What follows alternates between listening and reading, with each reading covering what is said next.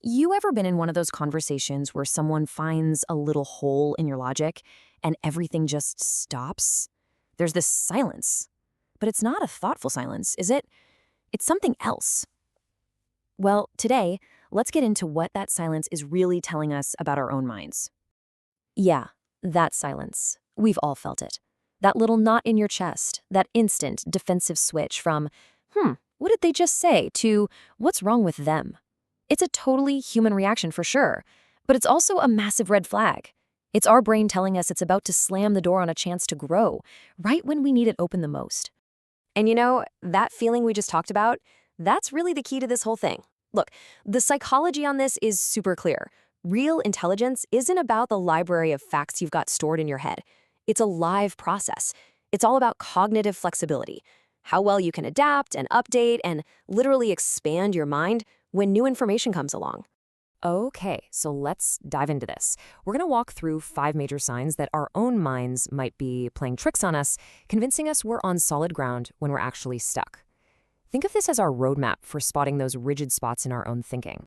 First up is the certainty trap. And this one is so subtle.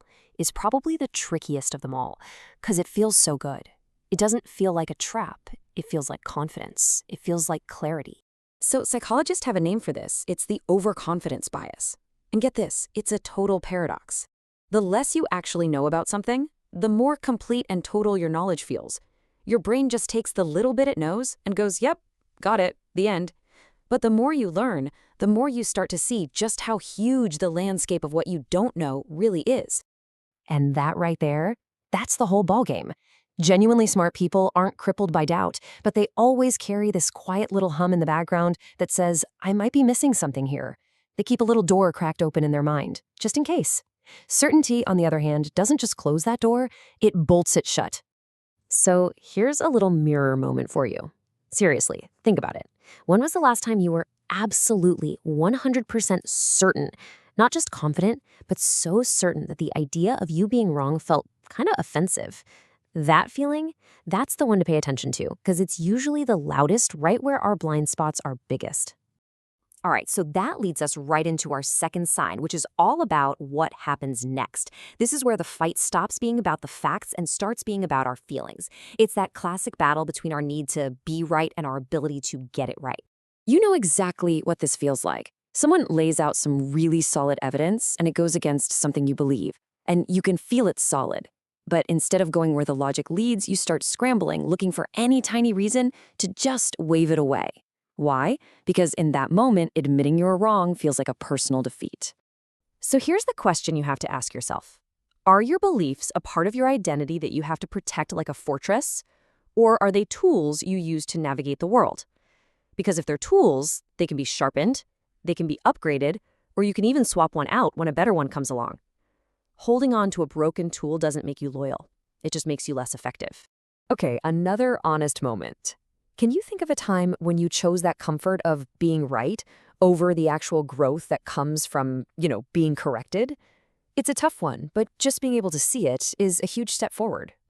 This third sign is sneaky. It hides right out in the open, in the words we choose every single day. It's our tendency to just flatten complicated, messy realities into neat and tidy statements. These words, they aren't just descriptions. They're conversation enders. They are thought stoppers. When we say something is obvious or it's simple, what we're really signaling is there's nothing more to see here. No more thinking required. They're lazy shortcuts to get around the hard work of dealing with nuance. So here's a little challenge. Just for the next day or two, listen to your self-talk. Do you find yourself reaching for these words? And when you do, are you using them because things are truly clear, or are you maybe using them to escape the discomfort of a messy, complicated truth? Okay, our fourth sign, this one is absolutely critical. We tend to think of curiosity as just, a personality trait. Some people have it, some don't, but it is so much more than that. It is a vital sign of a healthy mind. This is such a profound psychological shift. Somewhere down the line, a lot of us learn that saying, I don't know, is a sign of weakness. So what do? We stop asking questions. We just nod along, pretending we get it. But the second you stop asking, your brain stops expanding. It's stuck working with only the information it already has, and that becomes the new border of your entire world. So think about the last few important conversations you were in. Were you the expert, the person with the answers? Or did you let yourself be the student? Did you let yourself genuinely not know and then ask the kind of questions that lead to actually learning something new? And that brings us to number 5, our final sign. This isn't just about one-off screw-ups. This is about a deep-seated pattern in how we tell the story of failure to ourselves. The direct antidote to playing the blame game is this amazing skill called metacognition. It sounds fancy, but all it means is thinking about your own thinking. It's the ability to step outside of yourself after something goes wrong and look at your own actions and your own blind spots, not with judgment, but with a real desire to just understand. So when things don't go your way, where does your mind go in that first second? Does it immediately start building a legal case against everyone else, listing all the ways the world failed you? Or does it pause, even for just a moment, turn that lens inward, and ask that all-important question? Okay, what was my part in this? So let's pull all this together. We've talked about certainty, ego, oversimplifying, dead curiosity, and the blame game. The really tricky part is that from the inside, none of these feel like weaknesses. They feel like strength. They feel like conviction. They feel like clarity. And that's what makes them so dangerous. When you boil it all down, it really comes down to this choice right here. The single most dangerous thought anyone can have isn't, I don't know. No, it's, I already know enough.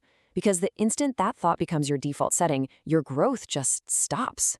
The alternative is the engine of all real intelligence, that simple, humble, and incredibly powerful idea, I might be missing something.